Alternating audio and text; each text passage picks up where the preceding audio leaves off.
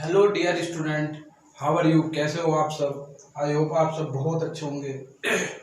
तो आज मैं आपको कराने वाला हूँ किसी भी नंबर को इरेशनल नंबर कैसे प्रूव करते हैं। ये बहुत ही इंपॉर्टेंट टॉपिक है। एक क्वेश्चंस बोर्ड के एग्जाम में से इसमें पूरी आने की उम्मीद होती है। तो मैं आपको आज बहुत सिंपल वे में और अच्छे से समझाने की पूरी कोशिश करूंगा कि आपके समझ में आ जाए। तो उससे पहले आपको ये समझना होगा, एक थ्योरम लिखी हुई है मैंने आपके सामने। Let p be a prime number. Prime numbers ये सब क्या होता है ये मैं पहले आपको ही बहुत बता चुका हूँ। Let p be a prime number if p divide a square.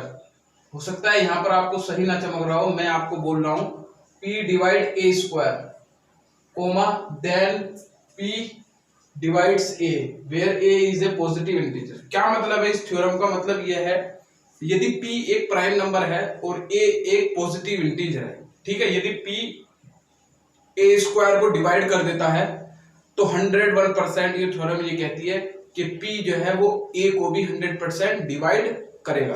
क्या होता है इसका मतलब? चलो मैं समझाता हूं। p एक प्राइम नंबर है। p कैसा नंबर है? प्राइम नंबर, ठीक है। और a कैसा नंबर है? Positive integer, positive integers. अब ये पॉजिटिव इंटीजर्स क्या होते हैं ये भी मैंने आपको बताया दिया है कि इंटीजर्स में वे वाले नंबर जो सिर्फ पॉजिटिव हो, जो प्लस के हो, राइट। तो मैं आपको एक एग्जांपल के माध्यम से समझाने की कोशिश करता हूँ। सपोज करो p मैंने ले लिया 2 और a ले लिया मैंने पॉजिटिव इंटीजर, कोई भी पॉजिटिव इंटीजर 4, ठीक है।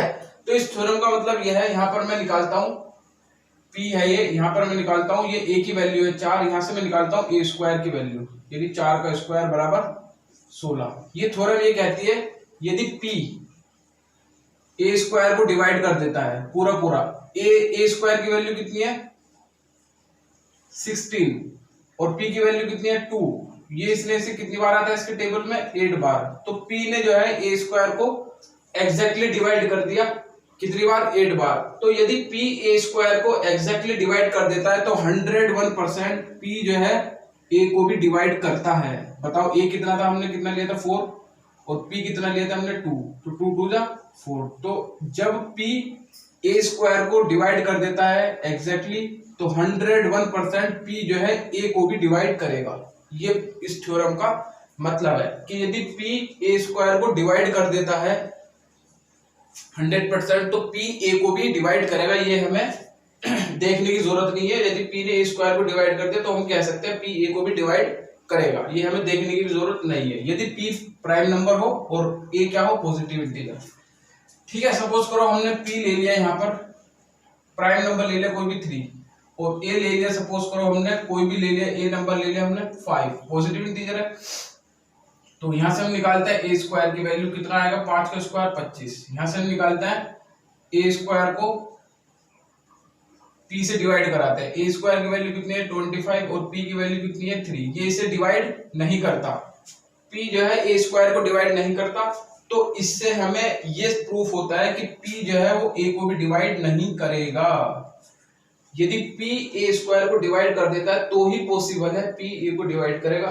यदि p ए स्क्वायर को डिवाइड नहीं करता, 3 के टेबल में 25 नहीं आता, इसको एग्जैक्टली डिवाइड नहीं कर रहा, पॉइंटों में आ रहा है, पॉइंटों में नहीं आना चाहिए, 3 के टेबल में ये नंबर आना चाहिए, तो ये इसे अगर एग्जैक्टली डिवाइड कर देता है तो नहीं करता, तो ये भी p भी a को एग्जैक्टली डिवाइड नहीं करेगा। तो ये था इस थ्योरम का मीनिंग।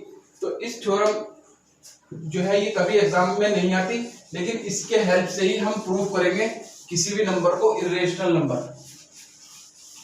आप लोगों को पता है कि जितने भी प्राइम नंबर होते हैं उन पे अगर अंडर रूट लगा दिया जाए तो वे सारे कैसे बन जाते हैं? Irrational number. जैसे 2, 3, 5, 7, 11, 17, ये सारे कैसे प्राइम नंबर है। अगर इन पर अंडर रूट लगा दिया जाए 13 भी हो जाता है। जैसे यदि इन पे सब पे अंडर रूट लगा दिया जाए तो ये सब कैसे बन जाता है? नंबर, इरेशनल नंबर बन जाता है। ये हमको पता है, लेकिन अब हमको क्या करना है? हमको पता है कि ये सब इरेशनल नंबर होते हैं, लेकिन हमको ये क्या करना है? प्रूफ करके दिखाना है कि ये इरेशनल नंबर होते हैं, राइट। तो देखो कैसे प्रूफ करते हैं, इसका क्या मेथड है प्रूफ करने का, किस तरीके से इसको प्रूफ करते हैं हम किसी भी नंबर को इरेशनल नंबर। तो देखो मैंने आपको बता दिया √2, √3, √5, √7 ये सब इरेशनल नंबर होते हैं, बट हमें इनको प्रूफ करके दिखाना है ये रेशनल नंबर होते हैं। तो इसको जो स्टूडेंट प्रूफ करने का जो मेथड है वो मेथड होता है कंट्राडिक्शन मेथड। कंट्राडिक्शन मेथड क्या होता है? विरोधाभासी एक विधि होती है। सपोज करो हमारे पास दो चीज है, ठीक है, हमारे पास दो बॉल है, एक बॉल तो व्हाइट है और एक बॉल रेड है। हमारे पास दो ही बॉल है, सिर्फ ओनली टू ही बॉल है, एक व्हाइट और रेड, ठीक है। हमें इस बॉल को प्रूफ करना है कि ये व्हाइट है, ठीक है। हमारे पास दो ही बॉल है, एक व्हाइट और रेड। कंट्राडिक्शन मेथड क्या होता है मैं बताने की आपको कोशिश कर रहा हूँ, समझने की कोशिश करना पूरी। हमारे पास दो बॉल है, एक व्हाइट और रेड, हमें ये प्रूफ करना है कि ये वाली बॉल कैसी है? व्हाइट है। तो हम क्या करेंगे, इस बॉल को रेड मान के चलेंगे कि ये बॉल सपोज करो रेड है, ठीक है।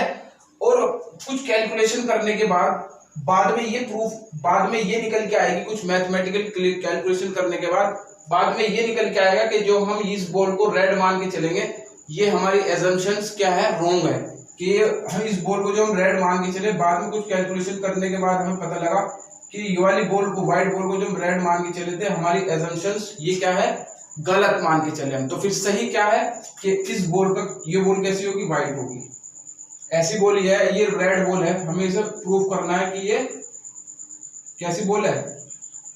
व्हाइट बॉल है। सपोज करो ये रेड बॉल है, हमें इसे प्रूफ करना है ये कैसी बॉल है? रेड बॉल है। तो हम क्या करेंगे, इसे व्हाइट मान के चलेंगे, ठीक है। और कुछ मैथमेटिकल कैलकुलेशन करेंगे, मैथमेटिकल कैलकुलेशन करने के बाद हमें प्रूफ हो जाएगा कि इस रेड बॉल को जो हम व्हाइट मान के चले हैं, ये क्या मान के चले हैं? हम गलत मान के चले हैं। तो फिर सही क्या है कि ये बॉल व्हाइट नहीं है, कैसी है? रेड है। तो इस तरीके से हम ये मान के चलते हैं। किसी भी इरेशनल नंबर को इरेशनल प्रूफ करने के लिए हम उसे रेशनल नंबर मान के चलते हैं कि ये नंबर कैसा है? रेशनल नंबर है। और कुछ मैथमेटिकल कैलकुलेशन करने के बाद हम ये प्रूफ कर देते हैं कि जो हमने इसे रेशनल नंबर मान के चले हैं हम, ये हमारी एजम्पशंस क्या हो गई? रॉन्ग हो गई। तो फिर सही क्या है कि ये नंबर कैसा है? इरेशनल नंबर है। तो इसकी हेल्प से हम इसे प्रूफ करेंगे। तो क्वेश्चन नंबर 1 है आपका, प्रूव दैट, क्वेश्चन ऐसे ही आता है, prove that √2 is a irrational number. √2 is a irrational number. हमें प्रूफ करना है कि √2 कैसा नंबर है? एक इरेशनल नंबर है, ठीक है। तो हम क्या चलेंगे, इस इरेशनल नंबर √2 को इरेशनल हमें प्रूफ करना है, तो हम √2 को क्या लेके चलेंगे? Rational number. और कुछ मैथमेटिकल कैलकुलेशंस करने के बाद हमारे पास क्या रिजल्ट आएगा कि ये जो हम मान के चले हैं √2 रेशनल नंबर है, ये गलत है। तो फिर सही क्या है कि √2 कैसा है? इरेशनल है। सॉल्यूशन देखो इसका, प्रूफ या सॉल्यूशन कुछ भी कह सकते हैं आप लोग, सॉल्यूशन। तो यहाँ पे लिखेंगे हम लेट अस एज्यूम। एज्यूम का मतलब होता है मानना। Let us assume that contrary. Contrary का मतलब विरोधाभास यानी उल्टा। That contrary √2 is a rational number. Rational number. तो हम ये मान के चल रहे हैं कि √2 कैसा नंबर है? दैट कंट्रेरी का मतलब उल्टा मान के चल रहे हैं, विरोध मान के चल रहे हैं √2 का, कि √2 कैसा नंबर है? एक रेशनल नंबर है, ये मान के चल रहे हैं। और रेशनल नंबर को किसको लिख सकते हैं? रेशनल नंबर को a/b की फॉर्म में लिख सकते हैं, आपको पहले पता है, जिसमें b but not equal to 0। यहाँ a और b कौन है? Where a and b are coprime number. Coprime number. Coprime number क्या होता है? Coprime number such that a and b have not common factor, have not common factor other than 1। मैंने आपको बताया था कि दो नंबर को-प्राइम नंबर वो नंबर होता है को-प्राइम जिनमें HCF कितना होता है? 1। यानी उनमें जो है कॉमन नंबर सिर्फ कितना होता है? 1। वही दो नंबर कैसे होता है? को-प्राइम नंबर होते हैं। जैसे मैंने आपको सामने लिखा था 2 और 3, ये दो नंबर है, दोनों नंबर कैसे है? को-प्राइम नंबर है, क्योंकि इसमें और इसमें, इन दोनों में कुछ भी कॉमन नहीं है। तो जब किसमें कुछ भी कॉमन नहीं होता तो कितना मानते हैं? 1। तो को-प्राइम नंबर वे नंबर होता है जिनमें कुछ कॉमन नहीं होता, सिर्फ 1 होता है, ठीक है। उसका जो फैक्टर, कॉमन फैक्टर होता है वो कितना होता है? 1 होता है। यदि 2 और 3 मैंने अभी आपके सामने लिखे थे, इनके फैक्टर करूंगा तो 1 into 2, इसके फैक्टर करूंगा तो 1 into 3। तो कॉमन फैक्टर कौन आ गया इनका 1। तो ये दोनों नंबर कैसा है, को प्राइम नंबर है। तो को प्राइम नंबर होते हैं जिनमें कॉमन फैक्टर कितना होता है 1। तो ये मान के चले हम कि ए भी क्या है, कॉमन क्या है, को प्राइम नंबर। अब यहाँ से हम क्या करेंगे, इसके बेटे कुछ नहीं मान के क्रॉस मल्टीप्लाई कर देंगे। तो यहाँ से आएगा a बराबर √2 इंटू बी, ठीक है, squaring on both side, squaring on both side, squaring on both side, दोनों तरफ का क्या कर देंगे हम, स्क्वायर कर देंगे। तो यहाँ जाएगा a का स्क्वायर और यहाँ कितना आ जाएगा √2 b का स्क्वायर। तो यहाँ कितना आ जाएगा a स्क्वायर और यहाँ जाएगा 2b स्क्वायर। इसे क्या मान लेंगे, इक्वेशन नंबर फर्स्ट मान लेंगे, ठीक है। अब आप एक चीज देखो, जैसे मैंने आपके सामने लिखा tan को मैं कैसे लिख सकता हूँ, tan के फैक्टर 1 इंटू 2 इंटू 5, इन तीनों को मल्टीप्लाई करो, tan आ जाएगा, नहीं आ जाएगा, बिल्कुल आ जाएगा। तो tan के फैक्टर ये कर दिए हमने, ठीक है। तो आप लोग जैसे tan के फैक्टर मैंने ये करा, तो इसका मतलब ये होता है कि 2 इस tan को क्या करेगा, एग्जैक्टली डिवाइड करेगा। ये 5 भी इस tan को क्या करेगा, एग्जैक्टली डिवाइड करेगा। और 1 तो सभी नंबर को एग्जैक्टली डिवाइड करता है। तो जो जिस नंबर के जो भी फैक्टर होता है वो उस नंबर को एग्जैक्टली क्या करते हैं, डिवाइड करता है। देखो यहाँ मैंने लिखा हुआ a स्क्वायर बराबर 2 मल्टीप्लाई b स्क्वायर। तो यहाँ पर हम क्या, यहाँ पे मैं क्या लिख सकता हूँ, देयरफॉर a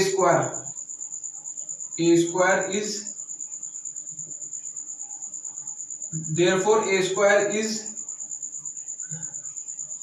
डिवीजन बाय 2, ठीक है।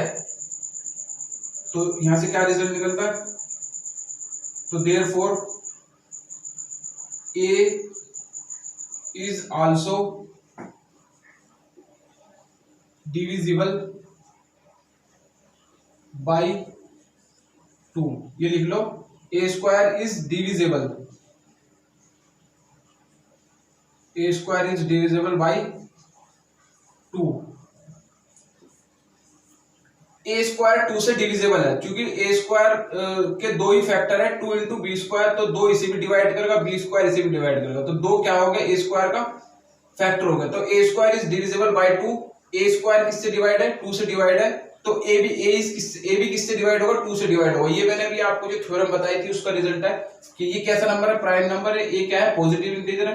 तो 2a स्क्वायर को डिवाइड करता है तो 101% 2a को भी डिवाइड करेगा। ये रिजल्ट नंबर हमारा फर्स्ट है, जो हम अभी मैंने आपको थ्योरम बताई थी उससे आया है रिजल्ट ये, ठीक है। तो जब देखो अब 2 जो है a स्क्वायर, जब 2a को डिवाइड करेगा तो कुछ ना कुछ वैल्यू तो आएगी। सपोज करो वो c, तो यहां लिख देंगे where c is positive integer, c is positive integers. जब a को डिवाइड करेगा तो कुछ ना कुछ वैल्यू तो आएगी। सपोज करो वो c है। अब यहाँ a तो हमें पता नहीं, क्रॉस मल्टीप्लाई कर देंगे तो a बराबर कितना आ जाएगा 2c। तो यहाँ पे अगर हम स्क्वायर करें दोनों तरफ का तो वो आएगा a स्क्वायर बराबर 4c स्क्वायर। इसे मान लें हम समीकरण नंबर 3, इसे 2 मान लो, क्योंकि 1 ये 2 ये 3 है। अब a स्क्वायर की वैल्यू हम क्या करेंगे, इस वाली इक्वेशन में पुट करेंगे 1 में। तो value of a square is put in equation first. a square की वैल्यू समीकरण नंबर फर्स्ट में पुट करो तो a स्क्वायर किसके बराबर है, 4c स्क्वायर। तो ये कितना आएगा, 4c स्क्वायर बराबर 2b स्क्वायर। और ये 2 ने 4 को कितनी बार कैंसिल कर दिया, 2 बार। तो इधर कितना बचेगा, b स्क्वायर बराबर 2c स्क्वायर। इसे इक्वेशन नंबर मान लो, इसे कोई इक्वेशन ना मानो अभी, या मान सकते हो इसे 1 2 3, इसे 4 मान लो। देखो यहाँ पर भी b स्क्वायर बराबर 2 मल्टीप्लाई c स्क्वायर। तो b स्क्वायर के दो फैक्टर है, 2 मल्टीप्लाई 2 और c स्क्वायर। तो जब b स्क्वायर के जो भी फैक्टर होता है वो उसको क्या करता है, एग्जैक्टली डिवाइड करता है। तो यहाँ पे हम क्या लिख देंगे, therefore b square is divisible by 2। b square 2 से डिवाइड है तो देयरफॉर b भी क्या होगा, b is also divisible by 2। This result मान लो 5। ये वाली फिर थ्योरम लग गई कि b स्क्वायर को जो है 2 डिवाइड करता है तो 2 जो है b को भी डिवाइड करेगा। इस थ्योरम का मैंने हेल्प लिया जो अभी आपको मैंने बताई थी। तो अभी हम क्या मान के चले हैं कि a और b कैसे नंबर है, दोनों को प्राइम नंबर है, यानी इनमें कोई भी कॉमन नहीं है 1 के अलावा। लेकिन इन दोनों रिजल्ट से क्या निकल के आ रहा है कि a और b दोनों 2 से डिविजिबल है। जो नंबर जिससे डिविजिबल होता है वो उससे क्या होता है, फैक्टर होता है। ठीक है, जैसे मैंने अभी आपको बताया था 2 × 5, 10 के फैक्टर है 2 × 5, तो 2 से 10 भी डिवाइड हो जाता है और 5 से 10 भी डिवाइड हो जाता है, तो यानी 2 इसे भी डिवाइड कर देगा और 10 को 5 भी डिवाइड कर देगा, क्योंकि ये इसके फैक्टर है। तो जो नंबर जिसको डिवाइड करता है वो उससे क्या होता है, फैक्टर होते हैं। देखो दोनों फैक्टर है, नहीं है, तो a को 2 भी डिवाइड कर रहा है और b को 2 भी डिवाइड कर रहा है, तो यानी 2 जो है a और b दोनों को डिवाइड कर रहा है, यानी 2 जो है a और b दोनों में क्या है, कॉमन है। लेकिन हम क्या मान के चले थे, a और b में कोई भी कॉमन नहीं है 1 के अलावा, तो इस बात तक क्या हो रहा है, कंट्राडिक्शन हो रहा है, यानी विरोधाभास हो रहा है। जिस बात को मान के चले थे कुछ मैथमेटिकल कैलकुलेशन के बाद ये निकल के आ रहा है कि a और b में 1 के अलावा भी कॉमन है कौन, 2। तो हम इस बात को अब लिखेंगे फ्रॉम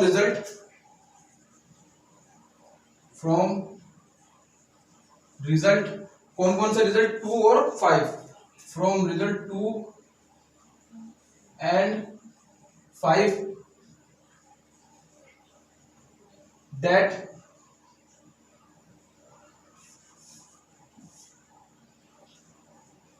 शो, क्या शो कर रहे हैं, show that A and B have at least 2 common factor।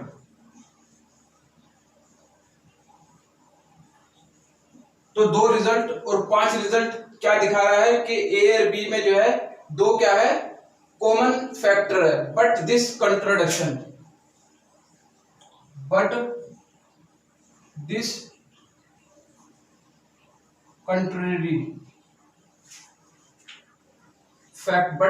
contrary that fact। तो हम क्या लिखेंगे कि ये जो हमारा रिजल्ट आया है कि ये जो है क्या है, इसका विरोध कर रहा है। ठीक है, तो ये क्या है कर रहा है, इसका विरोध कर रहा है कि जो हमारा रिजल्ट आया, दिस कंट्राडिक्शन हैज अराइजन। ये कंट्राडिक्शन क्या कर रहा है हमारा, this contradiction has arisen because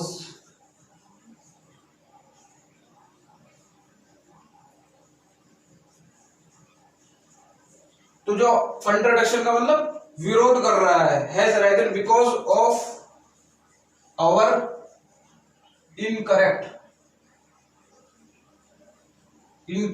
assumption. तो शुरू में हम मान के चले थे ए और बी में 1 कॉमन फैक्टर है, लेकिन मैथमेटिकल कैलकुलेशन से क्या रहा है, ए और बी में 1 के अलावा भी 2 कॉमन फैक्टर है। तो हमारी बात पे क्या रहा है, विरोधाभास कंट्राडिक्शन हो रहा है। तो शुरू में जो हम मान के चले थे √2 कैसा है, एक रेशनल नंबर है, इस बात का विरोधाभास हो रहा है, यानी क्या बात, ये क्या हो गई, हमारी एजम्पशन इनकरेक्ट हो गई एजम्पशंस। तो फिर सही क्या है कि √2 क्या ऐसा है, एक irrational number of our incorrect assumption that √2 is rational। ये हमारी इनकरेक्ट assumption है कि √2 is rational। √2 रेशनल नंबर है, ये हमारी क्या है, इनकरेक्ट। तो फिर क्या बात निकल के आती है, सो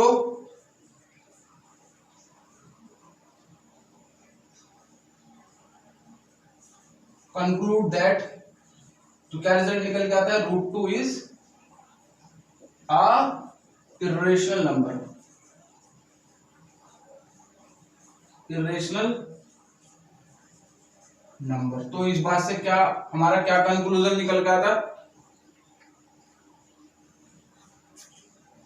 कि √2 कैसा नंबर है, एक इरेशनल नंबर है। तो किसी भी नंबर को इरेशनल नंबर प्रूफ करने के लिए हम कंट्राडिक्शन मेथड का यूज करते हैं। पहले उस नंबर को हम उल्टा मान के चलते हैं कि वो रेशनल नंबर है, फिर उस बात को हम गलत साबित कर देते हैं। तो फिर सही क्या है, जो हम नहीं मान के चले कि √2 इरेशनल नंबर है। तो इस तरीके से ये 3 क्वेश्चन बनते हैं student, prove that √2 is irrational number, अगला क्वेश्चन बनता है prove that √3 is a rational number. तो यहाँ पे √3 के लिए हम सीधा जहां जहां √2 है वहां क्या कर देंगे, हम √3 कर देंगे। जहां जहां √2 है वहां पर क्या कर देंगे, हम √3 कर देंगे। बिल्कुल सेम मेथड चलेगा, बिल्कुल सेम मेथड, सेम लैंग्वेज, सब कुछ सेम चलेगा, सब कुछ सेम चलेगा। यहाँ 3 आएगा, जब हम √3 का स्क्वायर करेंगे तो कितना आ जाएगा 3। तो a square is divisible by 3। तो a भी किससे डिवाइड होगा, फिर 3 से डिवाइड होगा, क्योंकि a स्क्वायर 3 से डिवाइड है तो a भी 3 से होगा। वो थ्योरम जो मैंने बताई थी आपको। तो यहाँ a जब 3 से डिवाइड है कुछ ना कुछ वैल्यू आएगी c, तो a बराबर कितना आ जाएगा 3c। तो a स्क्वायर बराबर जब हम स्क्वायर करेंगे दोनों तरफ का तो 3 का स्क्वायर कितना था 9c स्क्वायर। a स्क्वायर की वैल्यू यहाँ पुट कर देंगे तो इस इक्वेशन से क्या बन के आएगा, a स्क्वायर की वैल्यू यहाँ पुट करेंगे, कितना है a स्क्वायर की वैल्यू, तो यहाँ कितना है 3b स्क्वायर बराबर 9c स्क्वायर। 3 से कितनी बार कैंसिल हो जाएगा 3 बार, तो यहाँ से निकल के आएगा b स्क्वायर बराबर यहाँ कितना आएगा 3c स्क्वायर।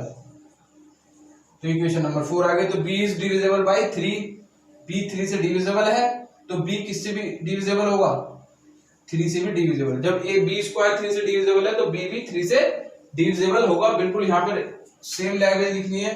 तो यहाँ कौन आ रहा है कॉमन फैक्टर, इस बार कॉमन फैक्टर आ रहा है 2 ना होकर के 3। तो हमारी एजम्पशंस क्या हो गई, रॉन्ग हो गई कि हम √3 को क्या मान के चलते रेशनल नंबर, ये हमारी एजम्पशंस रॉन्ग हो गई। तो फिर सही क्या है कि √3 कैसा नंबर है, एक इरेशनल नंबर। बिल्कुल सेम प्रोसेस है, सेम लैंग्वेज है और सेम ही मेथड है। अब ये 3 क्वेश्चन होता है √2, √3 और √5 तीनों। तो √2 √3 हो गया। अब √5 भी बिल्कुल सेम मेथड चलेगा, सेम मेथड, बिल्कुल सेम लैंग्वेज, सेम कॉन्सेप्ट। बस यहाँ पर √3 की जगह इस बार कितना आ जाएगा √5 आ जाएगा। यहाँ पर भी कितना आ जाएगा √5 आ जाएगा। जब स्क्वायर करेंगे तो यहाँ पर कितना आ जाएगा √5 का स्क्वायर 5 स्क्वायर 5 आ जाएगा। तो यहाँ पर a स्क्वायर कौन किससे डिविजिबल है 5 से, तो a भी किससे डिविजिबल होगा फिर 5 से, जो थ्योरम हमने शुरू में पढ़ी थी। तो जब इससे 5 से डिवाइड करेंगे तो कुछ ना कुछ वैल्यू आएगी c सपोज करो। तो a बराबर कितना आ गया 5c। तो यहाँ से कितना आ जाएगा स्क्वायर करेंगे जब दोनों तरफ का तो आ जाएगा 25c स्क्वायर। और यहाँ पर इक्वेशन बनेगी अब कि हमारी कितनी बनेगी, यहाँ पर रखो इसकी वैल्यू, तो यहाँ आएगा 5b स्क्वायर बराबर 25c स्क्वायर। और ये 5 इसको कितनी बार कैंसिल करेगा 5 टाइम्स। तो b स्क्वायर बराबर कितना आएगा 5c स्क्वायर। तो b स्क्वायर किसको डिविजिबल करता है, b स्क्वायर किससे डिवाइड है 5 से, तो b भी किससे डिवाइड होगा 5 से। और तो हमारी जो रिजल्ट है 2 और 5 वो क्या हमें एटलीस्ट कौन सा कॉमन फैक्टर आ रहा है, इसमें 5 आ रहा है। तो हमारी जो अजम्पशन थी शुरू में कि √5 कैसा है रेशनल नंबर, ये हमारी अजम्पशंस रॉन्ग हो गई। तो फिर सही क्या है कि √5 एक कैसा नंबर है इरेशनल नंबर है। तो ये थे आपके 3 क्वेश्चन √2, √3 और √5। इनमें से एक क्वेश्चंस आने की संभावना बहुत ज्यादा होती है स्टूडेंट। बोर्ड के एग्जाम में हाफ ईयरली में हमेशा आता है क्वेश्चंस, तो इसको बहुत अच्छे से तैयार कर लेना। इस क्वेश्चन को 2 या 3 बार आप प्रैक्टिस करके घर पर देख लेना। आई होप आपको समझ में आ जाएगा। और आपको वीडियो अच्छी लगी रही हो तो मेरी तो लाइक करना, कमेंट करना, शेयर करना और सब्सक्राइब करके, अगर किसी बच्चे ने बेल आइकन को प्रेस ना किया हो तो बेल आइकन को प्रेस करके, और कोई प्रॉब्लम हो तो आप मेरे को कमेंट कर सकते हैं, तो मैं आपकी प्रॉब्लम सोल्व करने की कोशिश पूरी करूंगा। तो थैंक यू स्टूडेंट।